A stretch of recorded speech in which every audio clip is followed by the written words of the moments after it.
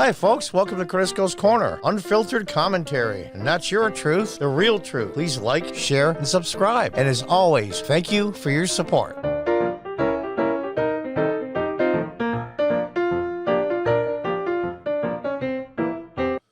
Hi, folks. Welcome back.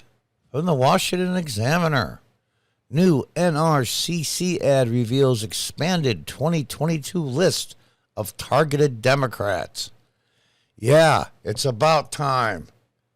Honestly. Yeah, let's go after these SOBs. All of them. Now, some, I have to honestly say, are in such deep blue districts that it's a waste of time to campaign against them. But I think for a long, long time, Republicans have missed an opportunity in the inner cities.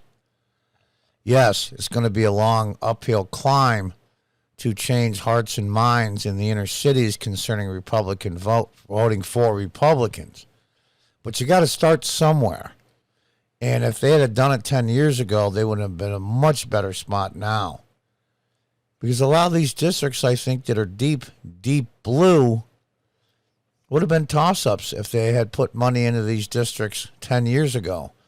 Granted, I know there's X amount of money, and, you know, you don't want to waste it. You want to put it where it'll do the most good. But I think their long-term planning has really, really been bad. But they're coming around. Let's see. The National Republican Congressional Committee has expanded its list of Democratic targets as redistricting has been completed in several states. With this broader playing field revealed through a digital advertising campaign scheduled to run through Christmas Day. Now I'm going to play the 30-second ad for you. Actually, it's pretty good. I like it. It's based on "'Twas the Night Before Christmas," but of course they pretty much go after Republicans.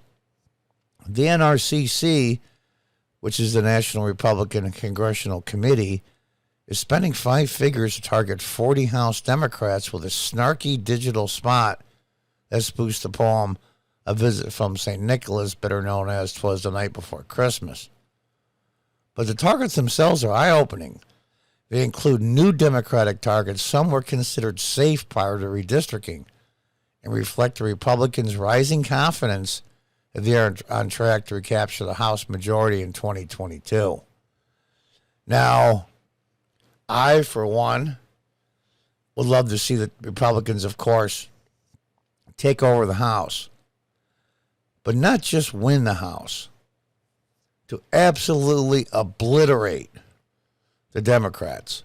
Make the only Democrats left in the House of Representatives so deep blue that they're such inside their bubble, they're so clueless that they'll never get the majority, at least in my lifetime, and I'm 65. God willing, we'll see how long I have, but hopefully for my rest of my entire life. That would be awesome. Absolutely awesome. And as you see here in the picture, Democrats are losing their edge with Hispanic voters. Oh, absolutely. And that's what I was saying before about going into some of these districts 10 years ago. The 15, 18-year-olds would be in their mid-late 20s now. And I'll tell you, they would be a force to be reckoned with, but better late than never.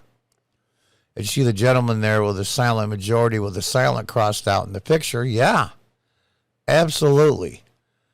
And I think it's great. I think it's great. Now, let's not lose sight of the fact, is it because the Democrats suck so badly now and Republicans are just winners by default? Or does the Republican Party have something to offer the majority of the American people? I like to think it's both. We'll see how smart they play it. But going after just the crappy things the Democrats are doing isn't enough. Christmas will be harder for families this year thanks to the inflation crisis Democrats caused with their reckless spending, said Tom Emmer of Minnesota, the NRCC chairman. The 30-second advertisement offers what has become a standard line of attack from the Republicans. House Speaker Nancy Pelosi and their Democratic colleagues are needlessly overspending and callously ignoring the economic pain caused by historically high inflation. And then, of course, it talks about, the poem was the night before Christmas, but they put their own words in. This NRCC ad was slated to run in 40 districts, targeting some Democrats, such as Representative Frank Irvin, for the first time. The spot also is targeting Representative Marcy Kaptur of Ohio, who Republicans believe is vulnerable for the first time because of how reinforcement is unfolding in the Buckeye State. One other notable Democrat being targeted is Representative Sean Patrick Maloney of New York, and he's the chairman of the DCCC. Interesting. And then here's the list here of the 37 Democrats that they're targeting. Right here, I do know a little bit about this individual because I live in upstate New York. Right now, my congressional representative is Claudia Tenney, who, by the way, because of mail-in ballots, we'll leave it at that, from SUNY colleges in upstate New York, where 70 to 80% of those were downstate. When I say downstate, I mean New York City. We are way upstate. We're no more New York City than Mars is to Earth. But they got the vote. And the interesting thing was, even though they weren't physically at the colleges, they got the vote here locally in Binghamton and other places upstate because they were registered at the college, even though they weren't physically there. Many of them were doing virtual classes last year because of COVID.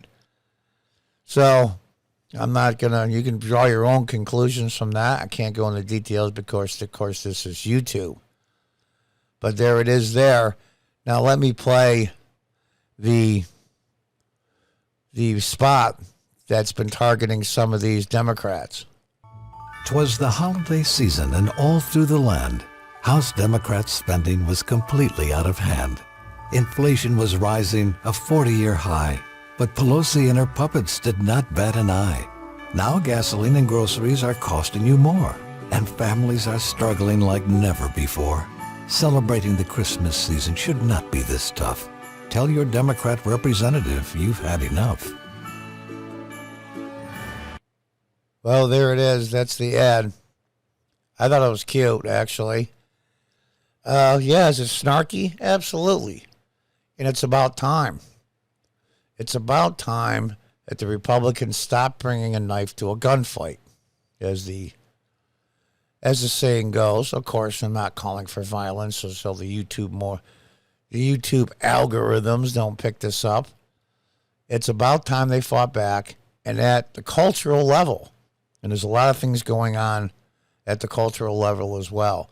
They're extremely late to get in the fight at the cultural level, but maybe they've finally woken up. We'll see. But this is very encouraging. And the one thing that you need to fight back is ground game and money. The Democrats have a great ground game. The problem is you can have a person go into a big building in an inner city and there'll be 200-300 people in that building. The problem is with Republicans is they have to campaign outside the big cities, and you have to go door to door, house to house. It takes 10, 20, 30 times longer to hit the same number of people because they're spread farther apart. Whereas the Democrats' advantage is they can knock on doors, collect mail-in ballots and absentees. They can pick up 50 in a building in a couple of hours, where it'll take days for Republicans to do the same. So we'll see how the Republicans are going to handle that disadvantage. But I'm encouraged. I actually am. They're going after seats now that were considered safe for Democrats. Maybe they have some internal polling, that shows that maybe they're not so safe as they thought before. We'll see. But I'm very encouraged, and I like the snarky ad, as a matter of fact. Have the Republicans learned how to fight back? Is Donald Trump... Is one thing about Donald Trump, whether you like him or not as a Republican, he taught them how to fight back. May not like his methods, but his attitude was definitely on point. We need to go after these people like they go after us. When I say us, I mean conservative people. We'll see if they learn the lessons. One thing about history, it always repeats itself. But maybe you can teach an old dog new tricks. It just takes longer to learn.